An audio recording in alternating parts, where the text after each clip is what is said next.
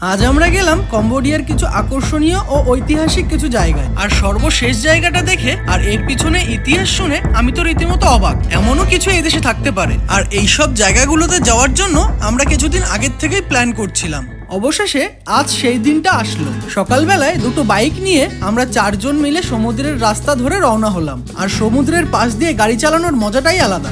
একদিকে সমুদ্রের ফুরফুরে হাওয়া আর একদিকে চড়া রোদ। সত্যি আজকের ট্রিপটার মজাটাই অন্যরকম হতে চলেছে। বেশ কিছুক্ষণ গাড়ি চালিয়ে আমরা কিছুক্ষণের জন্য একটা ব্রেক নিয়ে নিলাম। এখানে সবাই মিলে জল খেয়ে একটু আড্ডাও মারছিলাম। আর আমরা যে লোকেশনে যাচ্ছিলাম সেটা ছিল এখনো 30 কিলোমিটার দূর। সেই কারণে কোনো রকম সময় নষ্ট না করেই আমরা বেরিয়ে পড়লাম। বেশ কিছুক্ষণ গাড়ি চালিয়ে অবশেষে আমরা পৌঁছালাম আমাদের ফার্স্ট লোকেশন অ্যাঙ্কর বিচে। এই বিচটা কম্বোডিয়ার সব থেকে ফেমাস এবং খুব সুন্দর একটা বিচ। আর এখানে প্রতিদিন অনেক পর্যটকদের যাওয়া আসা তো লেগেই থাকে। তাই আমরা সবাই মিলে এখানে কিছুক্ষণ সময় কাটাচ্ছিলাম আর নিজেদের মধ্যে অনেক আনন্দও করছিলাম। বেশ কিছুক্ষণ সমুদ্রের হাওয়া খেয়ে আমরা সবাই মিলে বেরিয়ে পড়লাম আমাদের মেইন লোকেশনের উদ্দেশ্যে। আর আমাদের পরবর্তী ঐতিহাসিক লোকেশনগুলো দেখার জন্য অপেক্ষা করুন পার্ট 2 এর জন্য।